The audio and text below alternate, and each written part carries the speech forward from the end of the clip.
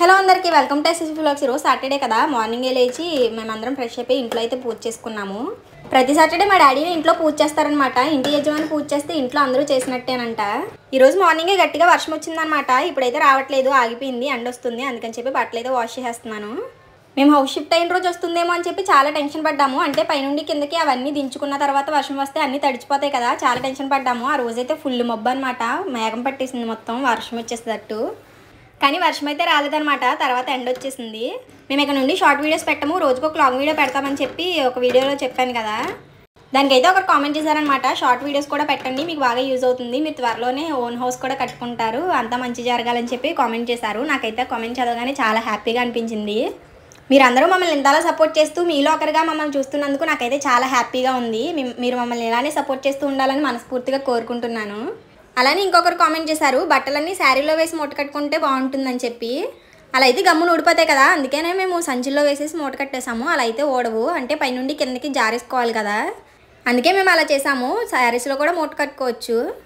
Short videos అయితే మొత్తానికి post చేయడం మానేయము. ఈ 10 days ఇవన్నీ సర్దుకునే వరకు ఆపుతామంతే, తర్వాత మళ్ళీ కంటిన్యూస్గా పెడతాము. మా అమ్మ అయితే రోజు టిఫిన్కి పెసరట్లు వేస్తున్నారనమాట. ఇప్పుడే పెసలు గ్రైండ్ చేసి వేస్తున్నారు. అప్పటికప్పుడు పెసలు గ్రైండ్ చేసుకుని దోశలు వేసుకుంటే చాలా బాగుంటుంది. చెప్పాను కదా, మొత్తం సామాన్లు ఏం సర్దుకోలేదు, ఎలా పడితే అలా ఉన్నాయని చెప్పి. అట్ల పెనం అయితే కనిపించలేదు అనమాట, అందుకని చెప్పి మూకుడులోనే వేసేస్తున్నారు. ఇందులోనేమో సరిగ్గా రావట్లేదు. అవన్నీ సర్దుకునే వరకు ఈ తప్పు. ఇంకా మా అమ్మ 2 రోజులు కొడితే అయిపోతుంది.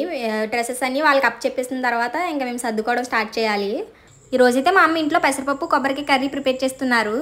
మేము ఒకసారి పెసరపప్పు కొబ్బరికి కర్రీ ప్రిపేర్ చేసుకుని వీడియో పోస్ట్ చేస్తే ఒకరు కామెంట్ చేశారు, ఫుల్ ప్రాసెస్ పెట్టండి, నాకు అసలు తెలియదు అని చెప్పి.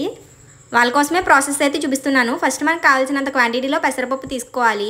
మా తమ్ముడు పెసరపప్పు కొబ్బరికి తినడనమాట, అసలు కొబ్బరికాయ వేసింది ఏది తినడు, అందుకని చెప్పి వాడికి విడిగా పప్పు వండుతున్నారు మా అమ్మ, ముద్దపప్పు. మనకు కావాల్సినంత క్వాంటిటీలో పెసరపప్పు తీసుకొని నీట్గా వాష్ చేసుకుని తర్వాత కొబ్బరి కూర తీసుకోవాలి. కొబ్బరిని ముక్కలుగా కట్ చేసుకొని మిక్సీలో కూడా గ్రైండ్ చేసుకోవచ్చు, కానీ అలా అయితే ముద్దగా ఉంటుంది. అలా కూర తీసుకుంటే పొడి పొడిగా చాలా బాగుంటుంది. మీ దగ్గర ఎలాంటి కూర తీసుకునేది ఉంటే కూర తీసుకొని చేసుకోండి, బాగుంటుంది. లేదంటే మిక్సీ కూడా పట్టుకోవచ్చు. మీరు చేసుకున్న క్వాంటిటీని బట్టి పెసరపప్పుకి సరిపడినంత కొబ్బరి కూర తీసుకోవాలి. కొబ్బరిని ఇలా కూర తీయాలంటే కొంచెం టైం పడుతుంది, కానీ ఇలా అయితేనే టేస్ట్ బాగుంటుంది.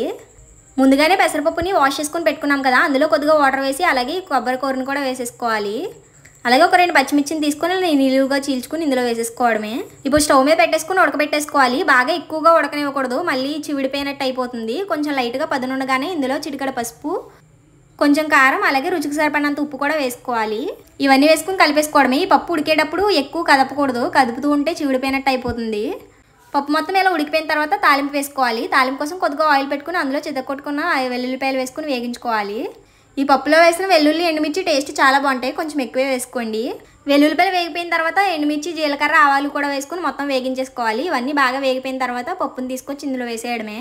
వేసుకుని మొత్తం కలిపేసుకోవడమే, అంతే. పప్పు కొబ్బరికాయ కర్రీ అయితే రెడీ అయిపోయింది. చేసుకోవడం చాలా ఈజీగా అయిపోతుంది, అలాగే టేస్ట్ కూడా చాలా బాగుంటుంది, హెల్త్కి కూడా చాలా మంచిది. ప్లీజ్ వీడియో లైక్ చేయండి. మీరు లైక్ చేయడం వల్ల వీడియో మరికొందరు చేరుతుంది, మీరు మమ్మల్ని సపోర్ట్ చేసిన వాళ్ళు అవుతారు. అలాగే మన ఛానల్ని సబ్స్క్రైబ్ చేసి పక్కన ఉన్న బెల్ ఐకాన్ క్లిక్ చేయండి. అలా చేయడం వల్ల మేము పెట్టిన ప్రతి వీడియో మీ నోటిఫికేషన్లో వస్తుంది. బాయ్ గైస్, హకునమ్మ, టాటా.